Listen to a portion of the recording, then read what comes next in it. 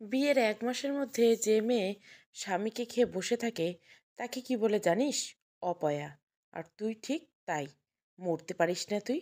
কথাটা বলে কুসুমের সামনে থেকে ভাতের থালা ছুঁড়ে ফেলল ওর মা রাবেয়া বেগম। সারাদিনের কাজের শেষে মাত্র কচু শাক দিয়ে ভাত মেখে খেতে বসেছিল সে। কুসুম তেমন কিছু মনে করল না, শুধু বাঁ হাতের উল্টো পিঠে চোখ মুছতে মুছতে হাঁটা দিল বাইরের দিকে। গন্তব্য পুকুরের পাশে আমবাগান পেরিয়ে কবরস্থানটা। গত ১ বছর ধরে এসব সহ্য করে আসছে সে। গা সওয়া হয়ে গিয়েছে তার এসব। আসলে বাবা মা অবিবাহিত মেয়েকে বছরের পর বছর খাওয়াতে পড়াতে পারে, কিন্তু বিবাহিত মেয়ে বাবা মায়ের বোঝা। তারপর কুসুম বিধবা হয়ে এসে বসে আছে বাবা মায়ের অভাবের সংসারে। হাজার কাজ করলেও দুবেলা দুমুঠো ভাত খেতে যেন যুদ্ধ করতে হয় তাকে। কুসুমের বাবা সাবের আলী একজন ভাগ চাষি। পরের জমি থেকে যেটুকু আয় হয় তাই দিয়ে সংসার চলে। তার উপর ঘাড়ে ৩টা সন্তান। সবাইকে লেখাপড়া শিখিয়েছেন তিনি। কুসুম তার বড় মেয়ে, ছোট মেয়ে চাপা, আর একটা ছোট্ট ছেলে আছে বছর 10। সাবের আলী ১ বছর আগে অনেক টাকা খরচ করে ধুমধাম করে বিয়ে দিয়েছিলেন বড় মেয়ের এই গ্রামের সবথেকে ভালো ছেলেটার সাথে। ভেবেছিল মেয়েটা খুব সুখী হবে। কুসুম অবশ্য সুখের কমতি ছিল না। কুসুমের স্বামী সায়ন প্রচণ্ড ভালোবাসত তাকে, কিন্তু হতভাগীর কপালে সুখ সইল না। বিয়ের ২৬ দিনের মাথায় বিধবা হলো সে। ফিরে আসলো বাপের বাড়ি। সেই থেকে মেয়েটার অনেক কষ্ট সহ্য করেছে, কিন্তু একটুও সুখ পায়নি। কিছুদিন পর সাবের আলীর বাড়িতে আবার বিয়ে। কুসুমের ছোট বোন চাপার বিয়ে হবে ১ সপ্তাহ পর। গ্রামের মানুষ বলে কুসুম নাকি অপয়া, তাই গ্রামের কোনো শুভ অনুষ্ঠানে ডাকা হয় না তাকে। রাবেয়া বেগম আজকাল তাই মনে হয়। বারবার মনে হয় অপয়া বড় মেয়েটার জন্য ছোট মেয়ের বিয়েতে গন্ডগোল হবে না তো। ফলস্বরূপ প্রায় কুসুমকে সামনে থেকে ভাতের থালা নিয়ে ছুঁড়ে ফেলে দেন তিনি। তার উপর নানান অত্যাচার তো আছে। কুসুম অবশ্য মুখ বুজে সহ্য করে এসব। অবশ্য তার বা কি করার আছে? প্রায় কুসুমের জন্য বিয়ের প্রস্তাব আসে। কেউ দোষ বলে, আবার কারো ঘরে সন্তান আছে, অথবা কেউ ঘাটের মরা। প্রত্যেকের প্রস্তাব ফিরিয়ে দেয় সে। সায়নের স্মৃতিটুকু আঁকড়ে বাকি জীবনটা কাটিয়ে দিতে চায় সে। তাতে মায়ের সায় নাইবা পেল, বাবার প্রশ্রয় আর ভাই বোনদের সমর্থন ঠিকই পায় সে। সবেমাত্র প্রাইভেট শেষ করে বাড়িতে এসেছে চাপা। এসএসসি দেবে সে এবার। বড় মেয়েকে অনার্সে ভর্তি করিয়েছিল সদর কলেজে, তাই হয়তো বিধবা হয়েছে, এমনটাই ভাবেন রাবেয়া বেগম। তাই ছোট মেয়ের বিয়েটা তিনি ইন্টারের আগেই দিয়ে দিতে চান। বাড়ি ফিরতে চাপা কুসুমকে ডাকতে শুরু করলো। আপা, এই আপা। কিরে, কি হয়েছে? আপাকে খুঁজছিস কেন? আপা, মা কোথায়? জানি না, দেখ কোথায় আছে। মা, তুমি আজও আপাকে খেতে দাওনি তাই না? বারান্দায় ভাত পড়ে আছে। তুমি কি চাও মা? ওকে কি মেরে ফেলতে চাও? রাবেয়া বেগম কোনো কথা বললেন না। আঁচলে চোখ মুছতে মুছতে চলে গেলেন রান্নাঘরে। মেয়েটা এ বাড়িতে ফিরে আসার পর ভালো মুখে কথাও বলেননি তিনি ঠিকই, কিন্তু কুসুম তো তার নিজের মেয়ে। কষ্ট হয় তার, বুকটা ফেটে যায় ওই হতভাগীর জন্য। চাপা খুব ভালো করে জানে কুসুমের কষ্ট পেলে কোথায় যায়, তাই দেরি না করে চলে এলো কবরস্থানে। গিয়ে দেখলো সায়নের কবরের পাশে বসে হাউমাউ করে কাঁদছে কুসুম, আর বিলাপ করছে। আপনি কেন আমাকে ছেড়ে গেলেন? আমাকে নিয়ে গেলেন না কেন? আমার যে আপনাকে ছাড়া খুব কষ্ট হয়। আমার দুঃখের কথা আমি কারে বলবো? কি নিয়ে বাঁচবো আমি? রোজ রোজ তিলে তিলে মরাচ্ছে, একবারে মরে গেলে তো শান্তি পাইতাম। দূর থেকে দাঁড়িয়ে কুসুমের কান্না দেখছে চাপা। ১ বছর আগেও কুসুম ছিল হাসি খুশি প্রাণোচ্ছল একটা মেয়ে, কিন্তু আজ সেই কুসুম মনে করতে পারেই না শেষ কবে হেসেছে। আচ্ছা, ভালোবাসার মানুষকে ছাড়া বাঁচা কি সত্যিই খুব কষ্টের? তাহলে সে কি সুখী হবে নিজের ভালোবাসার মানুষকে ছেড়ে অন্য কাউকে বিয়ে করবে? তাহলে কি করবে সে? আপার মতো ভালোবাসা ছাড়া বাঁচার চেষ্টা করবে, নাকি ভালোবাসার মানুষের হাত ধরবে? আর কিছু ভাবতে পারে না চাপা। ধীরে ধীরে এগিয়ে যায় কুসুমের কাছে। চাপার উপস্থিতি টের পেয়ে কুসুম চোখের জল মুছে নিয়ে নিজেকে স্বাভাবিক করার চেষ্টা করে বলল, কিরে বুনু, তুই এখানে? মা আজও খেতে দেয়নি তোকে? কই না তো, আমি খেয়েছি। আমাকে মিথ্যে বলবি না। এই পর্যায়ে ডুকরে কেঁদে উঠল কুসুম। কাঁদতে কাঁদতে বলল, মায়ের আর কি দোষ বল? বিধবা হয়ে ঘাড়ে চেপে বসে আছি, তারপর আবার সামনে তোর বিয়ে, সবাই ভাবছে আমার জন্য তোর বিয়েতে বাধা পড়বে। তুইও কি তাই ভাবছিস আপা? কি জানিস তো বুনু, সবাই মিলে একটা মিথ্যে যদি কানের কাছে সবসময় বলতে থাকে, সেটা একসময় সত্যি মনে হয়। আর তাছাড়া সবাই তো ভুল বলে না। আমার সাথে বিয়ে না হলে সায়ন হয়তো আজও বেঁচে থাকতো। আর আমারও মনে হয় আমি অপয়া। তা না হলে ৩ ঘর পরেই আমার শ্বশুরবাড়ি, অথচ দেখ সেখানে আমার জায়গা হলো না স্বামীর মৃত্যুর পর। একদম চুপ, অনেক হয়েছে। বাড়ির কাছাকাছি আসতেই দু বোনকে দেখতে পেল ওদের বাবা এগিয়ে গিয়ে আসছে। কিরে মা, কোথায় গিয়েছিলে দু বোনে? সামনে। জানো বাবা, মা আজও আপাকে খেতে দেয়নি। হুম, শুনলাম। তার আর দোষ কি বল, নানান লোকের কান ভারী করে। মায়ের কথায় রাগ করিস না মা, চল খেয়ে নি। সাবের আলী দুই মেয়েকে নিয়ে খেতে বসছেন। দূর থেকে বাবা আর মেয়েদের ভালোবাসা দেখছেন রাবেয়া বেগম। তার চোখের পানি চিকচিক করছে। কুসুম তারও নিজের মেয়ে। মেয়েটাকে অনেক যত্নে বড় করেছেন তিনি। সেই মেয়ের কপালে এত কষ্ট হবে কে জানতো। কিন্তু মায়ের অভিশাপের মধ্যেও দোয়া থাকে। রাবেয়া বেগম প্রত্যেক মোনাজাতে দোয়া করেন কুসুমের দুর্দশা যেন কেটে যায়। তিনি বিশ্বাস করেন তার এই অপয়া অভাগী মেয়েও একদিন রাজরানী হবে, শুধু যদি বিয়েতে রাজি হতো। মাঝরাতে ঘুম ভেঙে যায় চাপার। ঘুম ভেঙে কুসুমকে দেখতে পায় না সে। ধীর পাড়ে এগিয়ে যায় পুকুর পাড়ে। হয়তো সেখানেই বসে অতীতে ফিরতে চেষ্টা করছে কুসুম। কুসুম সেদিন কলেজ থেকে ফিরছিল বান্ধবীদের সাথে। রাস্তার এলাকার কিছু বখাটে ছেলে খুব জ্বালাতন করছিল তাদের। আর সেদিনের সিনেমার নায়কের মতো সায়ন এসেছিল কুসুমদের প্রতিবেশী সায়ন ভাই। সায়নকে দেখে পালিয়ে গিয়েছিল ছেলেগুলো। আর সেদিন থেকে কুসুমের বাড়ি যাওয়া রাস্তায় দাঁড়িয়ে থাকতো সায়ন। যদিও আগে টুকটাক কথা হতো, কিন্তু তারপর থেকে তাদের কথা বলা বাড়তে থাকে। আর কুসুমের কিশোরী মনে সিনেমার নায়কের জায়গা দখল করে নিয়েছিল সায়ন। কুসুম আসার সময় ইচ্ছে করেই নানা অজুহাতে বান্ধবীর সাথে আসতো না। এমনকি একদিন বান্ধবীদের ফাঁকি দিয়ে কুসুম এসে দাঁড়িয়েছিল মোড়ের মাথায়। ঠিক সেখানটায় সায়ন দাঁড়াতো। কুসুমকে দেখে মুখ কপট রাগ এনে সায়ন বলছে, কিরে তোর সাঙ্গপাঙ্গ কই? একা এসছিস কেন? ঝগড়া করেছিস? হুম, তবে জানি না। আচ্ছা শোন, একা চলাফেরা করিস না, ছেলেগুলো ভালো না, আবার বিরক্ত করতে পারে। তাতে কি, তুমি তো আছো। সবসময় যদি আমি না থাকি, থাকতে হবে। আমার কিসের দায় তোর রক্ষা করার? তোর বাবে কি আমারে তোর ঠেকা দিয়ে রাখছে? ঠেকা নিলেই হয়, কে বারণ করছে? কি বললি? কিছু না। সেদিনের মতো ছুটে পালিয়ে কুসুম লজ্জায় রাঙা হয়ে যায়। আর সায়ন কত শত স্বপ্ন বুনেছিল সেই চঞ্চল উচ্ছল কিশোরীকে নিয়ে। তারপর আমারে বিয়ে করবি কুসুম? সায়নের এমন কথায় হকচকিয়ে গিয়েছিল কুসুম। অন্য অন্য দিনের মতো সেদিনও কুসুমের কলেজ থেকে ফেরার রাস্তায় দাঁড়িয়ে ছিল সায়ন। কুসুম অভ্যাসগতভাবে হাঁটছিল সায়নের পাশে। হুট করে সায়ন এমন কিছু বলতে পারে সেটা ভাবেনি কুসুম। লজ্জায় মুখ নামিয়ে নিয়েছিল সে। সায়ন আবার বলতে শুরু করলো, তোরা মুখে কিছু বলতে হবে না। কদম চাচার দোকান থেকে তোর জন্য আলতা, স্নো আর পাউডার নিয়ে এসেছি। তোর যদি মত থাকে এইগুলো নিবি, আর না হলে না নিয়ে যাবি। আমি কিছু জানি না সায়ন ভাই। বাবা যদি রাজি থাকে আমিও রাজি। বাবারে আমি কষ্ট দিতে পারবো না। ঠিক আছে, আমি কাল আব্বার চাচার কাছে পাঠাবো। তোরে আমি খুব তাড়াতাড়ি ঘরে নিয়ে আসবো। পরের দিন বিকালবেলা করিম শেখের তেঁতুল গাছ থেকে তেঁতুল চুরি করে এনে লবণ মরিচ দিয়ে বেটে খাচ্ছিল কুসুমরা ৩ ভাই বোন। দুষ্টুমি আর কুটবুদ্ধিতে দুই বোন পাকা হলেও অকাজগুলা ভাইকে দিয়েই করায় তারা। এই যেমন এর গাছে ওঠা, ওর বাড়ির আমটা জামটা লিচুটা চুরি করে আনা, তারপর সেগুলো বাড়ি এনে ৩ ভাই বোন একসাথে খাওয়া, এ যেন মজাই আলাদা। কুসুম একটু তেঁতুল মুখে দিয়েই চোখ বন্ধ করে স্বাদ নিতে লাগলো। এমন সময় ওর ভাই এসে বলল, বাড়িতে হানিফ চাচা আর চাচার ছেলে সায়ন ভাই আইছে, আপার বিয়ের কথা বলতেছে। সায়ন ভাইয়ের সাথে নাকি আপার বিয়ে। কি যে মজা, আপার বিয়ে খাবো। সাথে সাথে কুসুম আর চাপা এক দৌড়ে আড়ালে এসে দাঁড়ালো। সায়ন আর সায়নের বাবা উঠানের চেয়ারে বসে আছে। সায়নের বাবা আর কুসুমের বাবা বসে কথা বলছে। সায়ন চুপচাপ বসে আছে। চুপচাপ অবশ্য ভুল হবে, সায়নের দুই চোখ কুসুমকে খুঁজে চলছে। দেখো সাবের মিয়া, আল্লাহ দিলে আমার কিছু কম নাই। আর আমার এই একটাই পোলা। সয় সম্পত্তি যা আছে সবই ওর। তাছাড়া আমার পোলার মতো পোলা এই গায়ে নেই। বিড়ি সিগারেটের নেশা নেই। আর আমি কি কইতাম, তোমরাই ছোটকাল থেকে দেখছো ওরে। আর আমাগো কুসুম মাও ভদ্র সভ্য, গুরুজনরা সম্মান দেয়, তারে গায়ে সবাই ভালোবাসে। আমার পোলা যখন কইল ওরে বিয়ে করতে চায়, আমি কিন্তু না করি নেই। আশা করি তোমারও কোনো আপত্তি নেই। দেখেন ভাই সাহেব, আপনিও তো হইতো না।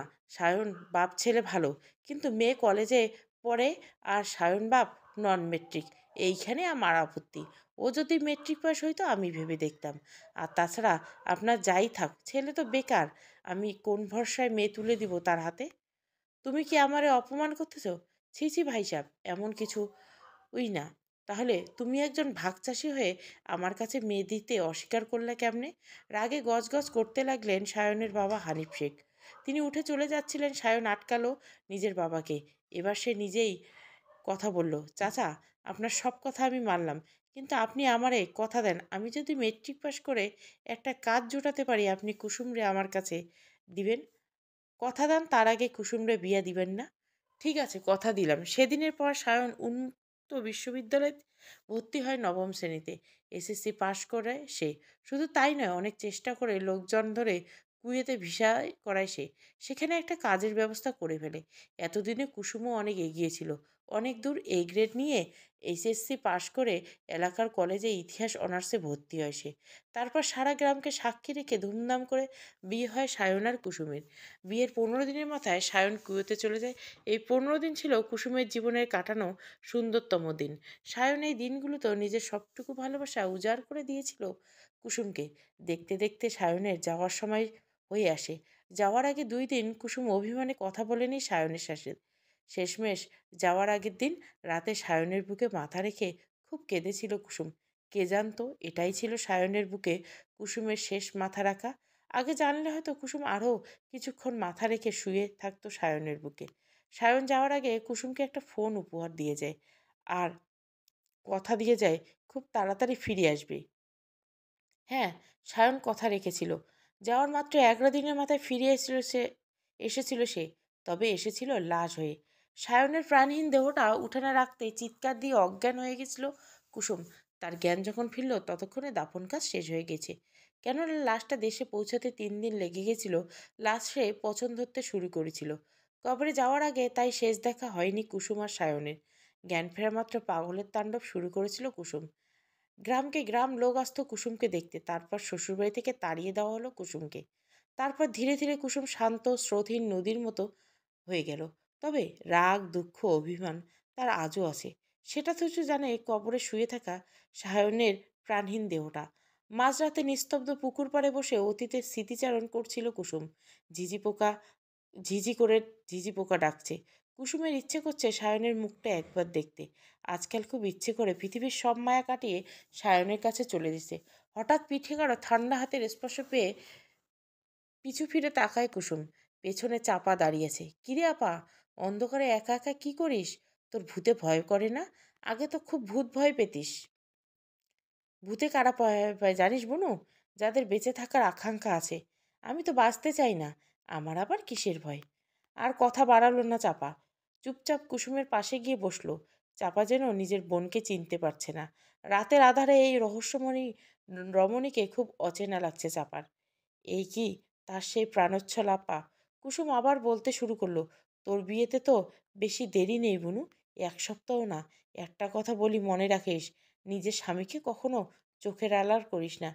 আঁচলে বেঁধে রাখিস। আঁচলে বান্ধন লইগা হইলে কিন্তু আর খুঁজে পাবি না। আচ্ছা আপা, ভালোবাসার মানুষকে ছেড়ে বেঁচে থাকা কি খুব কষ্ট? খুব কষ্ট রে বোন। অন্তরটা জ্বলে পুইড়ে ছাই হয়ে যায়। কাউরে দেখানো যায় না। বিড়বিড় করতে করতে পুকুর ঘাট থেকে উঠে ঘরের দিকে হাঁটা দিল কুসুম। পুকুর পাড়ে বসে চাপা ভাবছে, সে কি তাহলে কি করে নিজের ভালোবাসার মানুষকে ছেড়ে অন্য কাউকে বিয়ে করবে? এই বিয়েটা করা ভুল হবে না তো? তাই এই বিয়েটা করলে সে আপার মতো কষ্টে এভাবে তিলে তিলে শেষ হয়ে যাবে না তো? আর কিছু ভাবতে পারে না চাপা। ধীরে ধীরে পা বাড়ায় ঘরের দিকে। একে একে 7টা দিন পার হয়ে গেছে আজ চাপার বিয়ে। সকাল থেকে তোড়জোড় এর শেষ নেই। শহরের বড়লোক বাড়িতে বিয়ে হচ্ছে চাপার। ছেলে বিরাট ব্যবসায়ী। সবাই খুশি যেন ধরেই না। এত কিছুর মধ্যে একমাত্র চাপাই অসুখী। কারণ সে ঠিক করে ফেলেছে নিজের ভালোবাসার মানুষের সাথে পালিয়ে যাবে সে। চাপার প্রেমিক অনেকও অবশ্য পালানোর জন্যই তৈরি আছে। কথা দিয়েছিল গ্রামের সীমানায় পুরনো খালপাড়ে অপেক্ষা করবে সে চাপার জন্য। তিলে তিলে গড়ে তোলা 2 বছরের প্রেম। পাশের গ্রামের রতন মাঝির ছেলে অনিক শহরের ভার্সিটিতে পড়ে, মেধাবী ছাত্র সে। শুধু বাবা মাঝি বলে ওকে বিয়ে করা যাবে না, হ্যাঁ, এটা সমাজের নিয়ম। চাপা অবশ্য সেসব নিয়মের ধার ধারে না, তাই পালিয়ে যাওয়ার সাহস দেখিয়েছে। এখন শুধু সুযোগের অপেক্ষা। পুরো বাড়িতে বিয়ের আমেজ লেগেছে, কচিকাচারা হাতে মেহেদি সাজে ব্যস্ত। কেউ রং খেলায় ফোন দিয়ে আসছে, কেউ বা মায়ের কাছে ঘ্যান ঘ্যান করছে কোন জামাটা পরবে। মুরব্বীরা মেতে উঠেছে নানা রকম রঙ্গ তামাশায়, কখনো নিজেদের মধ্যে, আবার কখনো নাতি নাতকুর সাথে। এসবের মাধ্যমে বয়সের মানুষগুলো কাজের চাপে জিরোবার ফুসরত মিলছে না। পুরুষরা বাজার আর বরযাত্রী আপ্যায়নের ব্যবস্থা নিতে ব্যস্ত। মহিলার একদল রসুন আদা পেঁয়াজ কাটাকাটিতে ব্যস্ত। এত মানুষ এর রান্না চট্টিখানি করা কথা নয়। তাছাড়া হাতে সময় নেই। বাদ জোহর বিয়ে, অন্য দল কনে সাজাতে ব্যস্ত। বিয়ের বাড়ির কাজের আর কি শেষ আছে? এত কিছুর মধ্যে কুসুমের কোনো কাজ নেই, তাকে কেউ কোনো কাজেই ডাকছে না। সে যে অপয়া, শুভ অনুষ্ঠানে তার কি আর কাজ করতে পারে? দাওয়ার একপাশে কুসুম বসে বসে সব কাণ্ড দেখছে। আজ বোনের বিয়ে, হয়তো তারই সব থেকে বেশি কাজ করার কথা ছিল, কিন্তু নিয়তি বড় নিষ্ঠুর। এর মধ্যে কচিকাচাদের হইসই শোনা যাচ্ছে, বর এসেছে, বর এসেছে। সাথে সাথে ছেলে বুড়ো সব ছুটলো নতুন বর দেখতে। শালিরা সব বরের গেট ধরতে ব্যস্ত। গেট ধরে যা টাকা হবে ভাগ করে নিবে সবাই। এত কিছুর মধ্যে চাপা দেখলো ঘরে সে ছাড়া আর কেউ নেই। সবাই বর দেখতে ছুটছে, এই তো সুযোগ। চট করে কোনো এক আত্মীয়র কালো বোরকা আর নিকাব করে নিল চাপা। বিয়েবাড়িতে বোরখা পরে কে যাচ্ছে আর কে আসছে দেখার সময় কোথায় সবার। তারপর সারা বাড়ি খুঁজেও কনেকে পাওয়া গেল না।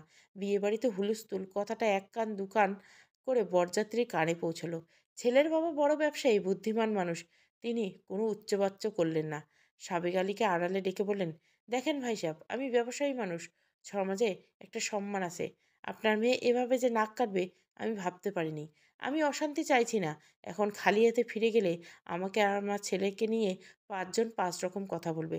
তার চেয়ে অন্য কোনো বিবাহযোগ্য মেয়ে থাকলে বলেন, বিয়েটা মিটে যাক।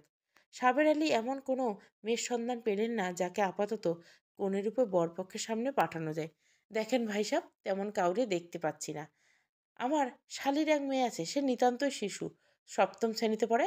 আর আমার 2 মেয়ে, বড় মেয়ে তো জানেন বিয়ের 1 মাসের মাথায় বিধবা হয়ে আমার কাছে আসে। তাহলে আপনার বড় মেয়েকেই সাজিয়ে নিয়ে আসুন। কি যাতা বলছেন? আপনার ছেলে মানবে নাকি? আর তাছাড়া কে মানবে এই বিয়ে? ঠিক আছে, আমি আমার ছেলের সাথে পরামর্শ করে দেখছি। যদি রাজি করাতে পারি তাহলে ওই মেয়েকেই সাজিয়ে আনবেন। আপনি না হয় বাড়ির মানুষদের কাছে পরামর্শ নেন। সাবের আলী নিজের স্ত্রীর কাছে বরের বাবার দেওয়া প্রস্তাব রাখতেই তিনি খুশি হয়ে উঠলেন। এদিকে ছেলেকে কেউ রাজি করিয়ে নিয়েছে। ছেলের বাবা, শুধু বাদ সাজলো একজন, সে হলো কুসুম। নিজের ছোট বোনের হবু স্বামীকে বিয়ে করতে পারবে না সে। কুসুমের কথায় শুনে তেলে বেগুনে জ্বলে উঠল কুসুমের মা। হতভাগী, এত বড় সুযোগ পেয়ে তুই হারাবি? গায়ের লোকের লাথিঝাঁটা খেয়েও তোর লজ্জা নেই? অত বড় মানুষটা যেচে তোরে ঘরে তুলতে চাচ্ছে, আর তুই এখনো বোকামি করবি? এমন সুযোগ বারবার আসে না। মা, তোমারে দেখে মনে হচ্ছে না তোমার আরেক মেয়ের খুঁজে পাওয়া যাচ্ছে না? চাপাটার কথা তো ভাবো। যে গেছে নিজের কপাল নিয়ে গেছে। যে মেয়ে বংশের মুখ পোড়ায় তারে আমি মেয়ে মানি না। কিন্তু বরযাত্রী যদি আমার বাড়ি থেকে আজ ফিরে যায়, আমি কয়ে দিলাম, আমি আর তোর বাপ এক দড়িতে ঝুলবো। তুই 2 বোন আর কত নাক কাটাবি আমাগো? অবশেষে বিয়ের দিন চলে এলো কুসুম আর চাপার হবু বরের। লোকটা চেনে না জানে না কুসুম, নামটাও জানে না, দেখেও নি। হয়তো ছোট বোনের স্বামী হিসেবে দেখতো, কিন্তু ভাগ্যের নির্মম ও পরিহাস, আর সেই লোকটাকে কুসুমের স্বামী হিসেবে মেনে নিতে হচ্ছে। বিয়ে মেটাতে মিটতে মাগরিবের আজান শেষ হয়ে গেছে। নামাজ শেষে বরযাত্রী বউ নিয়ে রওনা হবে। আজ সারাদিন এত কিছুর মধ্যে সায়নের কবরের কাছে যাওয়া হয়নি কুসুমের। বুক ফেটে কান্না পাচ্ছে তার। সায়নের মৃত্যু পর্যন্ত তাকে আর সায়নকে আলাদা করতে পারেনি, কিন্তু কুসুমের মনে এই একটা বিয়ে তাদের জনম জনমের জন্য আলাদা করে দিল। কুসুমের ইহকাল পরকাল কোথাও আর হয়তো সায়ন থাকবে না, ভাবতেই পারছে না কুসুম। কুসুমের খুব চিন্তা হচ্ছে। সে চলে গেল সায়নের কবরে। যত্ন নেবে কে? খুব সুন্দর একটা ডালিম গাছ লাগিয়ে কুসুম সায়নের কবরে, তারই বা কে যত্ন নেবে? তার অবর্তমানে সায়ন যে খুব কষ্ট হবে। বরের পোশাক পরে দাঁড়িয়ে আছে কুসুমের সদ্য বিয়ে করা স্বামী রাফসান। বিদায়বেলা আগত। গাড়িতে উঠতে কুসুমের বুকের ভেতরটা ধক করে উঠল। চেনা গ্রাম, চেনা মানুষ, চেনা পৃথিবী, আর সায়নকে সেরে সে চলে যাচ্ছে অনেক দূরে। কে জানে সেখানে তার জন্য কি অপেক্ষা করেছে। কেউ হয়তো এত সহজে মেনে নেবে না তাকে। আর তার স্বামী, তার পক্ষে কি চাপার জায়গাটা তার মতো বিধবা একটা মেয়েকে মেনে নেওয়া সম্ভব? ক্লান্তি আর চিন্তায় দু চোখ বন্ধ হয়ে আসে কুসুম। শ্বশুরবাড়িতে পা দিয়ে কুসুমের জীবনে শুরু হলো অন্য একটি কষ্টের অধ্যায়। নতুন বউ ঘরে পা রাখতে না রাখতেই তাকে নিয়ে শুরু হলো কানাকানি। রাফসানের নানি হাসতে হাসতে বলে বসলো, নতুন বউয়ের বয়স তো দেখছি গাছপাথর নেই, তা শুনলাম এক ঘর ঘুরে আইছো, তোমার তো আমার থেকেও বেশি অভিজ্ঞতা। কথাটা বলার সাথে সাথে চারিদিকে হাসির রোল পড়ে গেল। অথচ কুসুম মাত্র 4 বছরের বড় চাপার। কুসুমের ইচ্ছে করছে মাটির নিচে ঢুকে যেতে। এতটা অপমান ও বুঝি তার পাওয়া ছিল। এদিকে রাফসানের মা সৈয়দা বেগম কাঁদতে কাঁদতে অস্থির। নিজের ঘরে শুয়ে আছেন তিনি। স্পষ্ট জানিয়ে দিয়েছেন ওই মেয়ের মুখ তিনি দেখবেন না। তার অমর সোনার টুকরো ছেলের পাশে কোনো দোষবর মেয়ে তিনি মানবেন না। ফুপিয়ে কেঁদে চলেছেন তিনি। তার পাশে বসে বাতাস করছেন, তার সান্ত্বনা দিচ্ছেন ওনার বোন আমিনা বেগম। আপা চুপ করতো, আর কত কাঁদবি? এভাবে কেঁদে কোনো লাভ আছে? বিয়ে তো আর আটকাতে পারিস নেই। ওই মানসে রাফসানের বাবা আমার এত সর্বনাশ করবে? আমি কি জানতাম? ওই মেরে কিছুতেই ঘর করতে দিব না আমি। আমি বাইচে থাকতে না। এভাবে কান্নাকাটি করে আটকাবি কি শুনি? তার থেকে শান্ত হয়ে বুদ্ধি খাটিয়ে এমন কিছু করতে হবে যাতে ওই মেয়েই পালিয়ে যায়। বুঝলি কিছু? কি আর করা যায় বলতো তাইলে? ধীরে সুস্থে যা করার করবি, কিন্তু মানুষের কাছে খারাপ হবি কেন? মুখে মুখে ভালো ব্যবহার করে দোষমুক্ত থাকবি, বোঝা গেল? আচ্ছা, তাহলে তুই থেকে যা। তোর জামাইরে বল একলা যাইতে। এসব আমার একলা বুদ্ধিতে কুলাবে না। আচ্ছা, এইবার তুই চোখটা মুছে খেয়ে নে তো, আমি দেখছি। একদিকে কুসুম একা ঘরে বসে আছে, তার আশেপাশে কেউ নেই। তার জায়গায় চাপা থাকলে হয়তো অনেকেই থাকতো। চাপা কোথায় চলে গেল রে বোন? দীর্ঘশ্বাস ছাড়ে কুসুম। খুব জোর টয়লেট পেয়েছে, কিন্তু এ বাড়িতে কিছুই চেনে না সে। আর নতুন বউ হেঁটে চলে বেড়ানোটা ঠিক না। কুসুম ঘরটা দেখতে থাকে। সেই ঘরে বসে আছে। এটা সম্ভবত রাফসানের ঘর, কারণ ঘর ভর্তি রাফসানের নানা রকম ছবি। ঘরটা খুব বিলাসবহুল আর সুন্দর করে সাজানো। বড় খাট, দামি আসবাবপত্র, সব জায়গায় যেন অভিজাত্য ছড়ানো। এর আগে এত বড় বাড়ি বা এত বিলাসবহুল দেখেনি কুসুম। সায়নের বাবাও বেশ বড়লোক ছিল, তবে গ্রামও বড়লোক। পাকা বাড়ি ছিল, তবে উপরে টিনের চালা। আবার সায়ন, উফ! সায়নের কথা ভাবতে কুসুমের চোখ ছলছল করে উঠল। এমন সময় দুজন মহিলা ঘরে উঠল। একজন মধ্যবয়সী, অন্যজন নিতান্ত কম বয়সী। উহ, একেবারে মহিলা বলা যায় না। কুসুমের শাড়ি ঠিক করে নিয়ে বসলো। মহিলা বলে উঠল, কি গো নতুন বউ, বসে ঝিম মারছো তো? ঘুম পাইছে বুঝি? তো পাবেই, যা ধকল গেল। হা করে তাকিয়েছে কুসুম। এদের কাউকেই চেনে না সে। ভদ্রমহিলা সম্ভবত সেটা বুঝলেন, তাই নিজেই বললেন, ও, আমাদের তো চেনো না। আমি তোমার চাচি শ্বশুরি, আর এই হলো তোমার ননদ রায়া। তুমি চেঞ্জ করবে ভাবি? সেই কখন থেকে এভাবে বসে আছো? রায়া বলল, একটু বাথরুমে যাব। ওমা, আগে বলবা তো? তোমার ঘরের সাথেই তো বাথরুম আছে। আসো, তোমাকে দেখাই দিই। বাথরুম থেকে ফ্রেশ হয়ে আসতে কুচুমের চাচি শাশুড়ি বলল, একা একা শাড়ি পরতে পারবা না? সাহায্য লাগবে? না, আমি পারি। তা তো পারবে, তোমার তো আবার বিয়ের অভিজ্ঞতা আছে। তা বাপু, তোমার শাশুড়ি যা শুরু করছেন, এইখানে কয়েকদিন ভাত খাইতে পারবা কে জানে? আহ কাকি, কি যাতা বলছো? ঝাঁঝিয়ে উঠে রায়া। হরে বাপু, তোমার মায়ের নামে বললে তোমার খারাপ লাগবে। থাক, পরের সংসারের ব্যাপারে আমি আর কিছু বলছি না। তা নতুন বউ পেটে দানা পানি পড়েছে? কথায় আছে, পেটে খেলে পিঠে সয়। না, খাওয়া হয়নি। কখন শেষ কখন খেয়েছো? কাল রাতে। বলো কি? এতক্ষণ না খেয়ে আমি হলে তো বেহুশ হয়ে যাইতাম। অবশ্য তুমি গ্রামের মেয়ে, তার উপর আবার চাষির বাড়ি, অভ্যাস আছে, কি বলো? কুসুম কোনো কথা বলছে না, চুপ করে আছে। রায়া বলে উঠল, দাঁড়াও ভাবি, আমি তোমার খাবার আনছি। রায়া যেতে দরজাতে হালকা বন্ধ করে মহিলা আবার শুরু করলেন, ভালো করে বুঝে শুনে থেকো বাপু, তোমার শাশুড়ি মোটেও ভালো মানুষ না। কি দিয়ে কি প্যাঁচ লাগাবে, শেষে দেখা গেল তোমার এই সংসার আর রইল না। কুসুম চুপ করে আছে। উনি আবার বলতে শুরু করলেন, নিজের স্বামীকে আঁচলে বেঁধে রাখবা। স্বামী ঠিক তো জগৎ ঠিক। হঠাৎ দরজায় কড়া নাড়া শব্দে চুপ করে গেলেন তিনি। রায়া খাবার নিয়ে চলে এসেছে। কুসুমকে খাইয়ে দিচ্ছে ওর চাষি শ্বশুরি। ভদ্রমহিলা একটু কথা বেশি বলল, বেশ দয়ালু। কুসুমকে খুব যত্ন করে খাওয়াচ্ছেন। খাওয়া দাওয়া শেষে কুসুমকে হালকা সাজিয়ে রায়া আর সাথে কিছু হালকা গহনা পরিয়ে দিলেন। তারপর দুজনে ঘর থেকে বের হয়ে যাচ্ছিল, হঠাৎ রায়া ফিরে আসলো। তারপর কুসুমের কানে কানে বলল, ভাবি, একটু ওয়েট করো, ভাইয়াকে পাঠাচ্ছি, তারপর কেউ ডিস্টার্ব করবে না। Best of luck. এরপর দৌড়ে পালিয়ে গেল। রাত 12টা। কুসুম একা ঘরে বসে আছে। সেই যে রায়া গিয়েছে আর আসেনি। এরপর কেউ উকি দেয়নি এ ঘরে। কুসুমের খুব ঘুম পাচ্ছে, কিন্তু নতুন বউ এভাবে ভুসভুস করে ঘুমানো ঠিক হবে না। অসহ্য লাগছে কুসুমের। কে জানে কোথায় ফেসে গেছে সে। হঠাৎ করে মেকি কাশির আওয়াজে ঘোর কাটল কুসুমের। এই কাশির অর্থ দরজার বাইরে মানুষটা ভিতরে ঢুকতে যাচ্ছে। কুসুম নিজের কাপড় ঠিক করে নিল। দরজা ঠেলে ভিতরে ঢুকলো রাফসান। রাফসানকে দেখে কুসুমের কলিজা শুকায় গেল। না জানি কি টেনশন। টেনশানে কুসুম নিজে দাঁড়িয়ে বলতে লাগলো, বিশ্বাস করেন, আমি এই বিয়েটা করতে চাইনি। আমি জানি আপনার পক্ষে চাপ্পার জায়গায় আমাকে মেনে নেওয়া অসম্ভব। আমি আশাও করছি না তেমন কিছু। আমি কাজের মেয়ের মতো পড়ে থাকবো, কিন্তু দয়া করে আপনি তাড়িয়ে দেবেন না আমাকে। কথা বলতে বলতে কুসুমের ঘোমটাটা সরে গেছে। এই প্রথম কুসুমকে দেখছে রাফসান। দেখছে বলতে হা করে তাকিয়েছে। মেয়েটা অসম্ভব সুন্দরী। শুধু সুন্দরী বললে ভুল হবে, এক্কেবারে মায়াবতী। উহ, মায়াময়ী।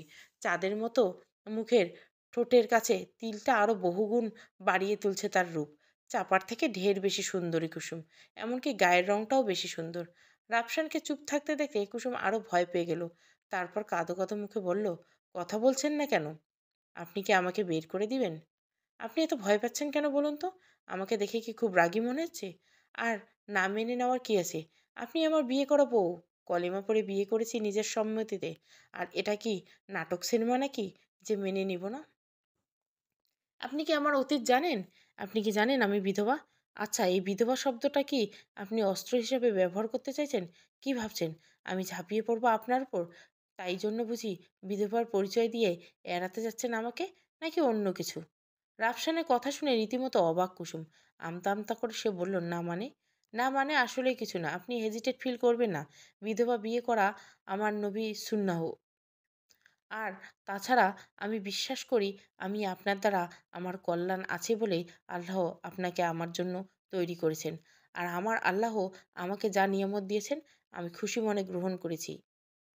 আল্লাহ না চাইলে এই বিয়ে হতো না। আমি না মানার কেউ না, বোঝা গেল? রাফসানের কথায় মুগ্ধ হয়ে তাকিয়ে আছে কুসুম।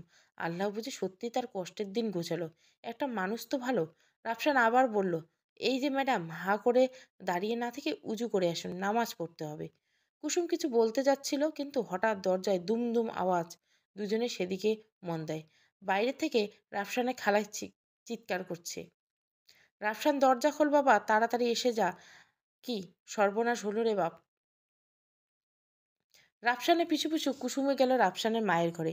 ভদ্রমহিলা বিছানায় শুয়ে কাতরাচ্ছেন। রাফসান গিয়ে মায়ের পাশে বসে তার গায়ে হাত রেখে বলল, কি হয়েছে মা তোমার? দেখ না বাবা, হাঁটু ব্যথাটা বেড়েছে। কিছুতেই উঠতে পারছি না বিছানা থেকে। কিন্তু তোরা আবার উঠে আসতে গেলি কেন? খালা তো ডেকেই এনেছে বলেই রাফসান আমিনা বেগমের দিকে তাকালো। আমিনা বেগম আমতা আমতা করে বলল, না মানে আসলে আমি ভাবলাম বাবুকে একবার ডাকি। কাজটা তুই মোটেও ঠিক করিস নাই। নিজের বোনের উপর কপট রাগ দেখায় সৈয়দা বেগম। খালা তো ঠিক করেছেন মা, পাশ থেকে বলে উঠল কুসুম। রাফসান অবশ্য সেদিকে কান দিল না। তাকে দেখেই বোঝা গেল সে ভীষণ বিরক্ত। ছোটবেলা থেকে নিজের খালার বাড়িয়ে বলা স্বভাবটা সে জানে। আমিনা বেগমের দিকে তাকিয়ে বেশ কর্কশ গলায় সে বলল, খালা তুমি বরং ঘরে গিয়ে শুয়ে পড়ো, মায়ের কাছে আমরা আসি। আমিনা বেগম চলে যেতেই কুসুমকে পাশে বসতে ইশারা করে রাফসান মায়ের পা টিপতে লাগলো। কুসুম অবশ্য অনেকবার চেয়েছিল নিজের শাশুড়ির পা টিপতে, কিন্তু রাফসান তা করতে দেয়নি। রাত্রি 3টার দিকে সৈয়দা বেগমের ঘুমের অতলে চলে গেলেন। রাফসান আর কুসুম তখনও বসে আছে তার পাশে। কুসুম অবশ্য হাতের উপর ভর দিয়ে বসে ঘুমাচ্ছেন। সারাদিন যা ধকল গেল তাতে একটু বিশ্রামের দরকার ছিল। মেয়েটার ঘুমন্ত মুখটা দেখে খুব মায়া হচ্ছে রাফসানের। হঠাৎ রাফসান খেয়াল করলো কুসুম এক্কেবারে খাটের ধারে বসে আছে। যখন তখন পড়ে যেতে পারে ঘুমের ঘোরে। কুসুমের গায়ে আলতো করে হাত রেখে রাফসান ডাকলো, কুসুম। রাফসানের ডাকে আকস্মিকভাবে ঘুম ভেঙে যাওয়ায় নিজেকে সামলাতে না পেরে কুসুম পিছনের দিকে পড়ে যেতে নিলে রাফসান তাকে ধরে ফেলে। তারপর জড়িয়ে নেয় নিজের সাথে। কুসুমের মাথাটা চেপে ধরে নিজের বুকে। কুসুমও হুট করে এমন কিছু হবে আশা করেনি। লজ্জা পেয়ে যায় সে। তারপর নিজেকে ছাড়িয়ে নিতে লজ্জিত ভঙ্গিতে বলে, সরি, আমি আসলে ঘুমিয়ে পড়েছিলাম। কোনো ব্যাপার না, আসলে আমারই ভুল হয়েছে, আপনার ঘুমের প্রয়োজন ছিল। এখন তো মা ঘুমিয়ে পড়েছে, চলুন ঘুমানো যাক। উফ! এখন আর ঘুমিয়ে কাজ নেই। ঘণ্টাখানেক পর ফজরের আজান দিবে। এখন ঘুমালে ফজরের নামাজ কাজা হয়ে যাবে। তা ঠিক বলছেন। কেউ তো ওঠে নাই, তাহলে চলেন ছাদে যাই। এই ফাঁকে আপনাকে ছাদটা দেখানো হয়ে যাবে। জানেন তো ছাদে সবজি বাগান আমি করেছি। ঠিক আছে চলুন। দাঁড়ান, আগে ২ কাপ কফি বানিয়ে আনি। খাবেন তো? আমি তো কফি খাই না। কখনো খাইনি আসলে সেভাবে। তাহলে চা? চলবে? হুম, চলবে। আমাকে রান্নাঘরটা দেখিয়ে দিন, আমি বানিয়ে নিয়ে এসছি। আরে না, বউ হয়ে যখন এসেছেন হেসেলের দায়িত্ব তো নিতেই হবে। আজকে বরং রাফসান উম স্পেশাল টি খান। আপনি চা বানাতে পারেন নাকি? সব পারি ম্যাডাম, আমাকে তুচ্ছ ভাববেন না। একসাথে হেসে উঠল দুজন। রাফসান খুব পাকা হাতে চা বানাচ্ছে। পাশে দাঁড়িয়ে অবাক হয়ে দেখছে কুসুম। এই ছেলেটা সত্যি অন্যরকম, সবার থেকে আলাদা। চা খেতে খেতে অন্ধকার রাত্রি শেষে ভোরের আলোর ফোঁটা দেখছে রাফসান আর কুসুম।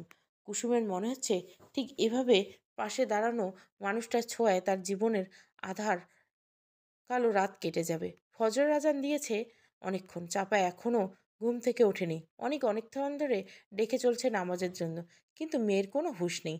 চাপা ওঠো না, আজান দিয়েছে তো, নামাজ পড়ে না হয় ঘুমিও। উফ, অনেক ঘুমাতে দাও। সারাটা রাত ঘুমাতে দাওনি, সারা রাত জ্বালিয়ে পুড়িয়ে এখন ডাকছো কেন? যাও না প্লিজ। কই জ্বালিয়েছি? শান্তিতে একটু আদর করতেও দেওনি, এখন আবার জ্বালানোর বদলাম। রেগে যাচ্ছি কিন্তু। ওলে আমার বাবুটা, রাগ করো না। প্লিজ ঘুমাতে দাও। নামাজ পড়ে ঘুমাও, কিন্তু এখন শুয়ে থাকা যাবে না। আমি যদি নামাজ পড়ি, সকালের নাস্তা তোমাকে বানাতে হবে। ঠিক আছে রাজি। ভার্সিটি যাওয়ার আগে আমি নাস্তা বানিয়ে দেবো। ঠিক আছে, উঠছি। এই তো আমার মিষ্টি বউটা। চাপার কপালে আলতো করে চুমু এঁকে বাথরুমের দিকে পা বাড়ায় অনেক। কি মনে করে আবার ফিরে আসে। জগ থেকে পানি নিয়ে ছিটিয়ে দেয় চাপার চোখে মুখে। তারপর এক দৌড়ে গিয়ে বাথরুমে ঢুকে। চাপাও কম যায় না। বাইরে থেকে ছিটকিনি দিয়ে দেয় বাথরুমে। তারপর জোরে জোরে হাসতে থেকে, নে বেটা, এবার সামলা। এদিকে নামাজ শেষে বিছানায় গা এলিয়ে দিয়েছে রাফসান। কুসুম অবশ্য ঘুম পেলেও ঘুমানোর সাহস হচ্ছে না। নতুন বউকে ঘুমিয়ে পড়লে আবার কে কি বলবে কে জানে। বারান্দায় গিয়ে দাঁড়িয়ে থাকলো কুসুম। হঠাৎ পেছন থেকে কেউ শক্তভাবে জড়িয়ে ধরল কুসুমকে। ঘটনার আকস্মিকতা চমকে উঠল কুসুম।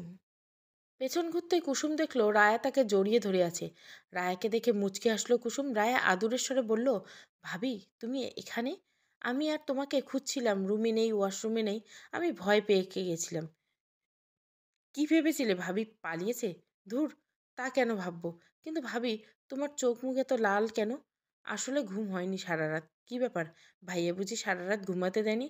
রায়ার কথায় লজ্জা পেয়ে যায় কুসুম। তারপর রায়ার কান টেনে নিয়ে বলে, আমার ননদিনী দেখছি খুব পাকা। এত পাকামো শেখায় কে? আছে কেউ? তা কে শুনি? ক্রমশ প্রকাশম। এখন চলো তো, মা ডেকে পাঠিয়েছে তোমাকে। কি কিছু হয়েছে? আরে না, আজ নাকি বউ ভাত নাকি? তোমাকে রান্না করতে হবে, তাই সব বুঝিয়ে দিবে। ও চলো, তুমি যাও। আমাকে আবার প্রাইভেটে যেতে হবে। কিসে পড়ো তুমি? ইন্টার পরীক্ষা দেবো। ও, আমার চাপাও এবার ইন্টার দিত। চাপা মানে? তোমার সেই বোন যার সাথে ভাইয়ের বিয়ে হওয়ার কথা ছিল? হুম। দুজনে চুপ হয়ে গেল, কেউ কোনো কথা বলল না। কুসুম কষ্টে আর রায়ের লজ্জায় চুপ হয়ে গেল। ছোট্ট একটা শহরের কোণে এক কামরার ফ্ল্যাটে গড়ে উঠেছে চাপা অনিকের লাল নীল ছোট্ট সংসার। অনেকের ভার্সিটি সংলগ্ন এলাকায় একটি ছোট্ট বাসা ভাড়া করে আছে তারা। অনেকের বন্ধুদের সাহায্যে বিয়ে থেকে শুরু করে সংসার পাতা কোনোটাতে খুব ভুগতে হয়নি তাদের। আর অনেক টিউশনিতে যাই করে তাতে কোনো রকম চলে যাবে দুজনে। যতই কষ্ট হোক, চাপাকে হারাতে রাজি নয় সে। জীবনে চলার পথে এই মেয়েটাকে তার চাইই চাই। অনেকের পরিবার অবশ্য মেনে নিয়েছে তাদের এই পরিণয়, কিন্তু অনেক জানে একদিন চাপার পরিবারকে মানিয়ে নিতে পারবে তারা। চাপা বসে রান্নার জন্য তরকারি কাটছে আর শাড়ি পরেছে সে। ভেজা চুলগুলো এলিয়ে দিয়েছে সারা পিঠে, এক্কেবারে পাক্কা গিন্নি লাগছে তাকে। শাড়ির ফাঁকে পেটের কিছু অংশ দেখা যাচ্ছে। অনেক গিয়ে সোজা পেছন থেকে জড়িয়ে ধরে। তারপর অনেকের হাত দুটো অবাধে বিচরণ করতে থাকে চাপার পেটে। কপ্পর রাগ দেখিয়ে চাপা বলে, কি শুরু করেছো? শান্তিতে একটু রান্নাও করতে দেবে না? সরো তো। চুপ করো তো, সব সময় বকুনি। বিয়ের আগে ভালোই ছিল, তুমি কেমন দজ্জাল হয়ে গেছো বিয়ের পর। এমন করতে পারো? আমি আমার ক্লাসের বান্ধবীদের সাথে মেলামেশা করবো? তুমি কি বললে? এত সাহস? বলছি না ক্লাসের কোনো মেয়ের সাথে মেশা যাবে না। তুমি শুধু আমার, তাহলে আদর করতে দাও। হুম, একদম। তাইলে গেলাম কিন্তু। ধ্যাত। কে ধ্যাত? তুমি। দাঁড়াও দেখছি মজা, এই বলে চাপাকে কোলে তুলে নেয় অনেক। এভাবে চলছে তাদের দুষ্টু মিষ্টির সংসার। এদিকে সৈয়দা বেগম একের পর এক রান্নার ফরমাশ করেই যাচ্ছে কুসুমকে। কুসুমও দাঁড়িয়ে দাঁড়িয়ে সেগুলো শুনছে। 8-10টা আইটেম করতে হবে। কি পারবে তো রান্নাগুলো করতে? দুপুরে কিন্তু অনেক লোক আসবে খেতে। দেখো বাবু, নাক কেটো না। পারবো। তুমি তো আবার চাষাভুষার মেয়ে, চাষার ভালো খাবার চোখে দেখেছো নাকি? তারপর তোমার যেখানে বিয়ে হয়েছিল তারাও তো চাষা, তাই না? কুসুম চুপ করে মাথা নিচু করে আছে। তার হয়তো বলার অনেক কিছুই আছে, কিন্তু সে তো নতুন বউ, তাই মুখ বুজে সহ্য করাটা তার ধর্ম। সৈয়দা বেগম আগাবার বললেন, কতবার বুড়োকে বারণ করেছিলাম ছোট লোকের ঘর থেকে মেয়ে এনো না, বুড়ো আমার কথা শুনলই না। ভালো ঘরের মেয়েরা কি বাপ মায়ের সম্মান নষ্ট করতে পালায়? মেয়ে তো পালিয়ে গেল, আর বাম্মা এই আদবুড়ি বিধবাকে গছিয়ে দিল আমার এই কপালে। চুপচাপ চোখের পানি ফেলছে কুসুম। না, তার জীবনে কষ্ট হয়তো ঘোচার নয়, আল্লাহ হয়তো তার জন্য সুখ রাখেনি। কুসুমকে দাঁড়িয়ে থাকতে দেখে ভদ্রমহিলা বেশ বিরক্ত হলেন। কথায় আছে, যাকে দেখতে নারী তার চলন বাঁকা। ভদ্রমহিলার দশাও ঠিক। কি ব্যাপার, কিছু বলবেন না? তাহলে সঙ্গের মতো দাঁড়িয়ে আছে কেন? রান্না বসাও গিয়ে। মতির মাকে বলো রান্নাঘরে কোথায় কি আছে। হাতের উল্টো পিঠে চোখের পানি মুছে মুছে রান্নাঘরের দিকে পা বাড়ায় কুসুম।